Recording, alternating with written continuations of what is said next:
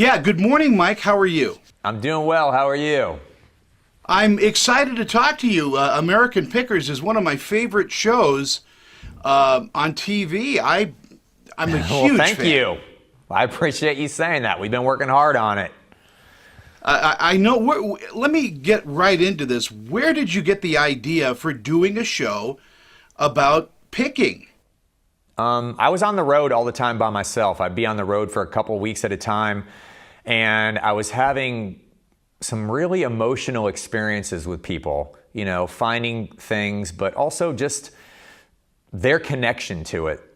And it was very interesting to me to be able to tell a story and help people understand that a lot of things matter that they don't think matters, and how a collector's passion can be something that they hold on to their whole life. I mean, think about it. It's not so much holding on to the piece itself. It's holding on to that same dream, that same idea that you want to find things, you want to search them out, you want to discover, you're curious, and then after you get them, you want to be the steward of them. So, you know, a lot of people drive by these houses and they're like seeing some of these things in the yard, and you know, they're disappointed with the situation, where they don't really understand that some of these people are local historians, not so much through their items, but they care about like their community and the people around them. You know, so it's been very emotional. When you look at a piece, and I've noticed this about the show, this is not a hard, cold, bid on something. You do take in the idea of sentimentality, and you add that into what the value of that piece is. Yeah, and I try to talk about that a lot in the way people that can understand it. I mean, I'm a big collector. I've been collecting since I was 4.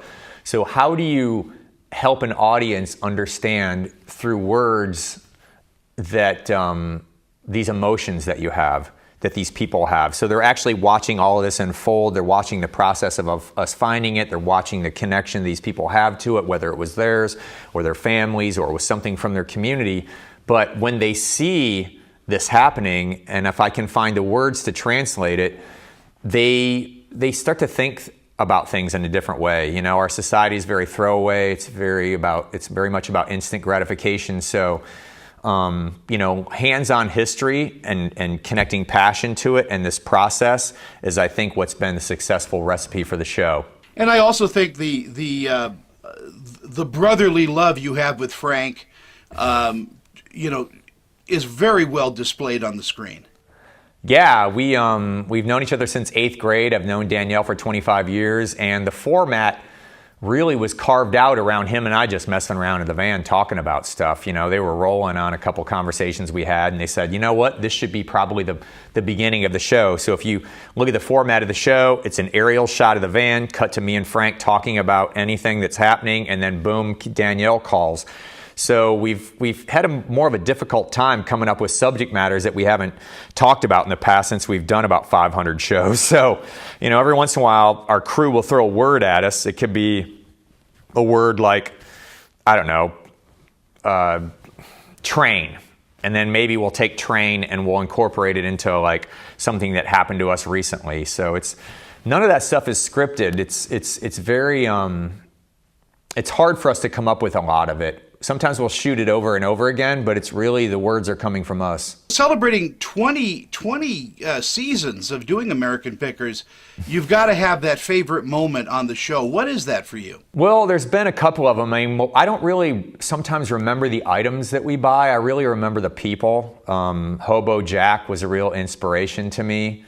His lifestyle, being off the grid, and his passion for what he had. And then Mole Man, the guy that lived underground in Pennsylvania, he was inspirational to me as well. I mean, his story was not something that you would expect to be inspirational, but in a way it truly was, because he was kind of he carved his life out. He made his own decisions, and he continues to do that, and he's very happy. So it's sometimes like the story itself is that people live minimalist with next to nothing. They're minimalist, but they're very happy. And so we have to search ourselves and find out, like, do we have that inside of ourselves as well? And happiness really is the name of the game. And honestly, Mike, thank you so much for 20 seasons of American Pickers. Again, one of my favorite shows. You can catch it on the History Channel, as well as streaming on most of the platforms I've seen it. Mike, thank you for your time this morning. I appreciate you having me. Thank you.